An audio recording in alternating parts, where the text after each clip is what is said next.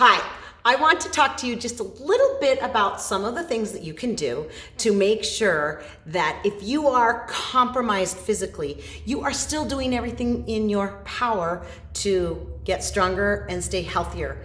One of the first things I want you to do is go get 2 soup cans. And if you have a stretchy band, that would be very useful. What we're gonna focus on is chest, upper body. For those of you that have neck issues, I really think this is going to be helpful for you to see what you can do with a band as well as with 2 soup cans. All right, let's go get started. So, a stretchy band is a very useful tool in the sense that you do not have to use your neck in order to do chest presses like this, okay? Simply tuck it underneath your armpits, and then you're just gonna press it forward, just like this. Okay, that's a great chest exercise. The other thing is crossovers. Keep your shoulders down and your arms slightly bent at the elbows. It's really gonna make a difference. If that does irritate your neck, let's get on the floor and have your neck supported. You're gonna grab a soup can in each hand, lie on the floor, knees bent, very important. Up here are the soup cans, slight bend at the elbow, and you're just gonna do chest flies. It's mimicking the same thing with the band, only your neck is supported on the floor. Now, 3 sets, 12 reps of both the resistance band and the soup cans is totally gonna be your jam. Now, let's say you have a pelvic rotation. The leg that is forward, or the hip that is forward, is the one that is definitely not going to go into the frog leg position. So if your right hip is rotated forward, that's the one that you want to bend the same leg and press down with the knee. So I look like this, flat on the ground. You're taking your hip basically and opening it up. This is called a half frog leg stretch. You're gonna hold this stretch for 30 to 60 seconds. If you can do this 2 to 3 times a day, that would definitely be ideal. That's for hip rotation. Now, let's say you have a hip hike that goes along with it.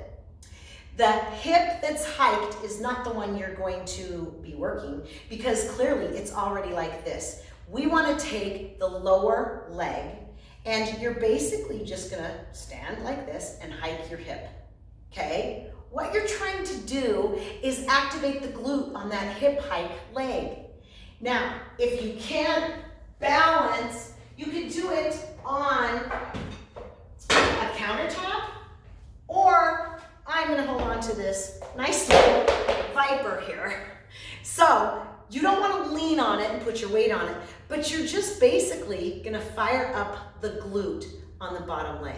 This is called a hip hike, and I am telling you, it is fantastic for hips that are wonky, out of sorts with each other. One's higher than the other. So that is a great hip hike exercise, 3 sets, 12 reps, of course, twice a day if you can get them in. I would highly, highly recommend it. Now, for those of you that want to really engage your core on a completely different level than you normally do, sit-ups are not going to do the trick, ever. Please know that. They're just not effective. But I will show you what is. You're gonna go down on the floor, on your back, and your hands slide beneath the small of your back. That's called neutral spine. You don't want your spine smashed on the ground and you don't want your back arched. You want it in the middle between those 2 things. If you need to support your low back, slide your hands under there so you can.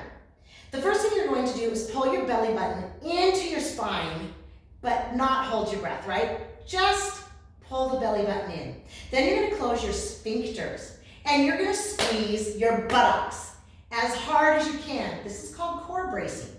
Belly button in, butt squeeze, sphincters closed. You're gonna hold that position and then you're gonna release it. Oh my gosh, you are already gonna feel something happening right here. If you did 12 reps of 3-second holds, you would really start to feel a difference in engaging this transverse abdominis, which keeps you from peeing when you are jumping up and down. Let's advance the exercise, okay? Let's core brace, belly button in, butt squeeze, sphincters closed. You're going to lift one heel off the floor, then the other, 12 times without losing this butt squeeze. Very important to stay core braced the whole time. I'm telling you, you will be exhausted by the time you get to the end of all of that. So in a very short period of time, you've just learned how to work out your pecs, engage your transverse abdominis, stretch out that pelvic rotated hip, as well as calm down the hip hike. I hope this was helpful.